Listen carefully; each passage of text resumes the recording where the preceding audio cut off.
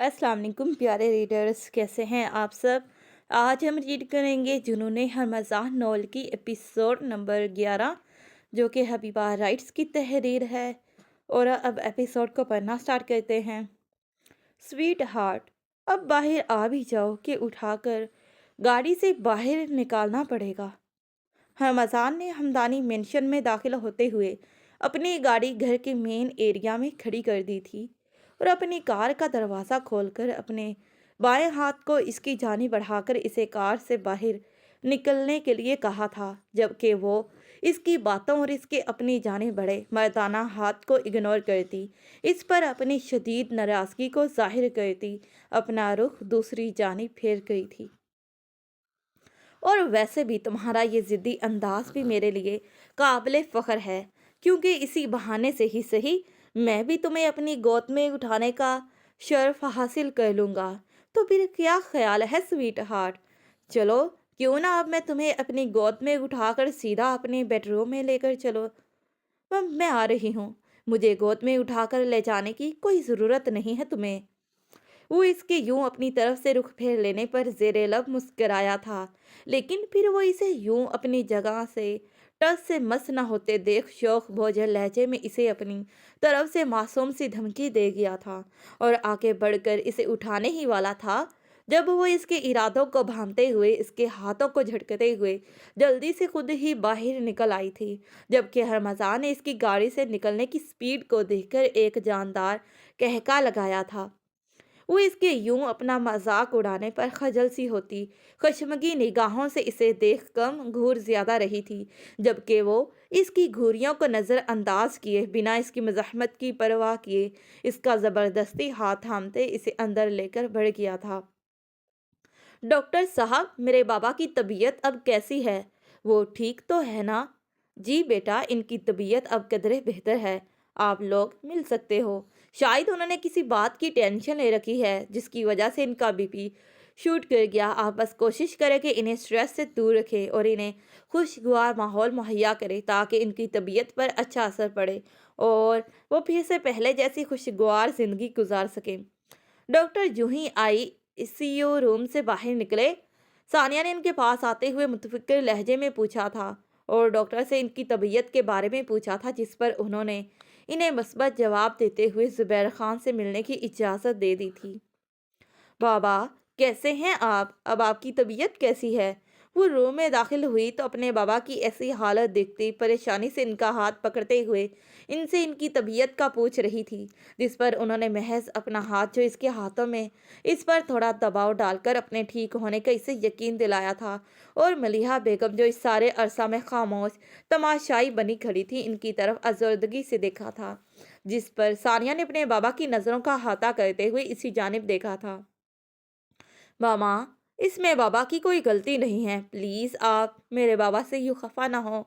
देखिए इनकी तबीयत कितनी ख़राब है, और वैसे भी आप अभी थोड़ी देर पहले ही बाबा के लिए कितना परेशान हो रही थी, कैसे अपने आंसू बहा रही थी, और अब ऐसे ज़ाहिर कर रही हैं जैसे आपको बाबा की कोई परवाह ही ना हो।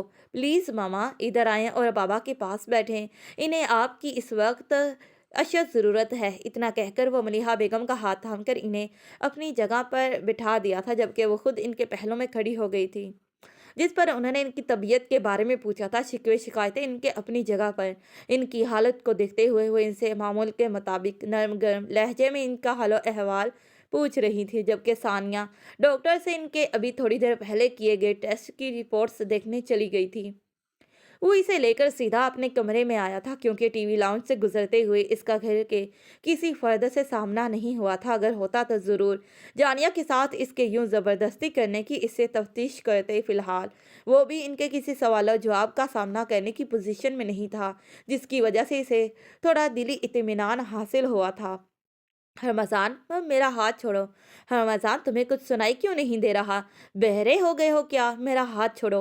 लो, छोड़ दिया हाथ। और कोई हुक्म मेरे जुनून का? वो इसकी गिरफ्त से अपना हाथ छड़वाने की अपनी पूरी तगदुद जारी रखे हुए थी, जब शाम ने इसे कमरे के वस्त में आते ही एक झटके से इसका हाथ छोड़ दिया था। जितनी जल्दी हो सके इस बात को अपने इस छोटे से दिमाग में ज़हन नशीन कर लो, क्योंकि ये कमरा और इस कमरे की चार दीवारी ही अब तुम्हारा मुकद्दर है।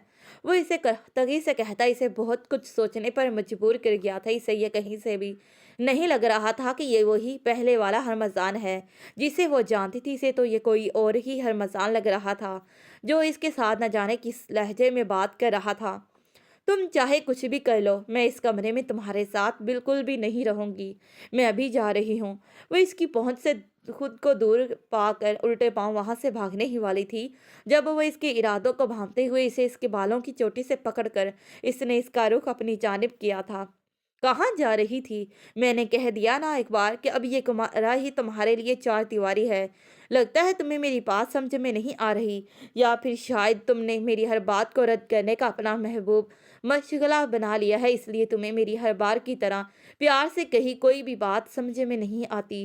वो इसके बालों को अपनी सख्त गिरफ्त में लिए इसे तंबिया कर रहा था, जबकि जानिया की आंखें इसके अपने बालों पर दबाव बढ़ाने के बायस आंसुओं से भर गई थी और अपने एक हाथ से इसकी गिरफ्त से अपने बालों को छुड़वाने की कोशिश किए जा रही थी, जबकि वो इसकी मज़ाहमतों को नज़रअंदाज किए अपने लब बेख्तियार इसकी नम आंखों पर रखकर इसके इन मोतियों को चुन रहा था।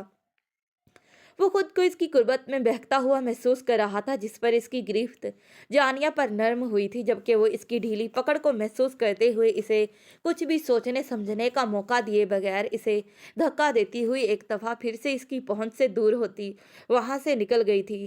अब्दार, दरवाज़ा खोलो, नहीं तो मैंने ये दरवाज़ा तोड़ देना है। तुम सुन रहे हो कि नहीं? और ये सब के सब मुलाजिम कहाँ मरे पड़े हैं? यूसुफ, जाओ तुम इसके रूम की डुप्लीकेट चाबी लेकर आओ। इनके पिछले कई दिनों से इससे किसी किस्म की बातचीत नहीं हो पा रही थी। वजह इनका बैरून शहर होना था, जो अपने कारोबार मसरूफियात की वजह से इससे गाफिल रहे थे। लेकिन फिर अपने एक वफादार मुलाजिम की इतलाह देने पर वो इसकी तरफ से मुतफिक्र हुए अपनी तमाम तर मसरूफियात को पस से पुश्त डालते हुए इससे मिलने आन पहुंचे थे और इसके कमरे के बाहर खड़े दरवाजे को बुरी तरह से पीट रहे थे, जबकि अंदर से कोई जवाब न मिलने की सूरत में उन्होंने अपने सेक्रेटरी यूसुफ से इसके कमरे की डुप्लीकेट चाबी लेकर लाने का कहा था। अबदार, क्या हुआ है तुम्हें? और ये अपनी और कमरे की क्या हालत बना रखी है तुमने? तुम यूं जमीन पर क्यों लेटे हुए हो? अब उठो, बेड पर बैठो। यूसुफ, पानी लाओ। वो जब कमरे में दाखिल हुए तो हर सू अंधेरा छाया हुआ था और इसे यूं नीचे कारपेट पर आड़ा तिरछा लेटे हुए देखकर इसे सहारा देकर उन्होंने इसे बेड पर लेटाया था और इसके मुंह पर पानी के छींटे मारे थे, ताकि वो जो मदहोशी में डूबा हुआ था अपने होशे हवास में वापस लौट आए। मैंने कहा, मुझे अकेला छोड़ दो, मुझे किसी की भी ज़रूरत नहीं। एक दफ़ा की कही बात मुझे बार बार क्यों दोहराना पड़ रही है? नहीं देखना चाहता किसी को भी? अपने पास जाओ यहाँ से, मुझे मेरे हाल पर छोड़ दो। इस पर पानी के छींटे पड़े तो वो कदरे अपने होश हवास में आया था, लेकिन अभी भी वो अपनी आंखों को बंद किए हुए था और बगैर इनकी तरफ देखे यूं ही आंखें बंद किए हुए इन्हें जाने के लिए कह रहा था, क्योंकि जब भी कोई मुलाजिम दरवाज़ा खटखटाता तो वो इन्हें दुरुस्तगी से डांट देता था, जिसके बाइस वो वहाँ की सिक्योरिटी हेड कंट्रोलर ने इन्हें इसकी हालत से बाखबर करके अपना फ्रीजर सर अंजाम दिया था। अब धार, क्या मामला है? हमें बताओ, कोई बात जो तुम्हें परेशान कर रही है? आखिर किस चीज़ ने तुम्हें इतना उलझा दिया है? मेरा बेटा तो ऐसा नहीं था कि वो हकीकत का सामना करने के बजाय ड्रग्स का सहारा लेकर मुँह छुपाता फिरे। मेरे अंदर की घुटन बढ़ गई है, यूं जैसे किसी ने मेरे वजूद के अंदर सुन्नाटे भर दिए हों। खुद को बहुत ही बेबस महसूस कर रहा हूँ। तुम मुझे फ़कत उस लड़की का नाम बता दो, अगले ही पल वो लड़की तुम्हारे सामने हाजिर होगी। किसी लड़की की इतनी जरूरत नहीं कि वह अबरार करजई के बेटे को इसकी होने से मना कर सके। वो इसे समझाने के बजाय तनफ़ुर तकब्बुर से इसके सामने लड़की को उठवाने की बातें कर रहे थे, जबकि वो इनकी बातों को सुनता अजियत से मुस्कुराया था। डैड, हा हा, इसी चीज़ की तो मुझे सज़ा मिल गई जो मुझे चाहिए होता था डैड। वो मैं दूसरों से छीन लेता था, पर इस बार ऐसा कुछ कर नहीं पाया। वो जीत गई अपनी ज़िद में और मैं इसे हराने के ज़म में हार गया। अगर मोहब्बत करता तो शायद इसे हासिल कर लेता, लेकिन मैंने इसके साथ ज़िद लगाई तो फिर शिकस्त मेरा मुकद्दर क्यों न बनती। इसने अपने भाव की बातों को सुनते कहका लगाया था। वो तल्खी से कहते हुए इन्हें अपना दर्द बयान कर रहा था।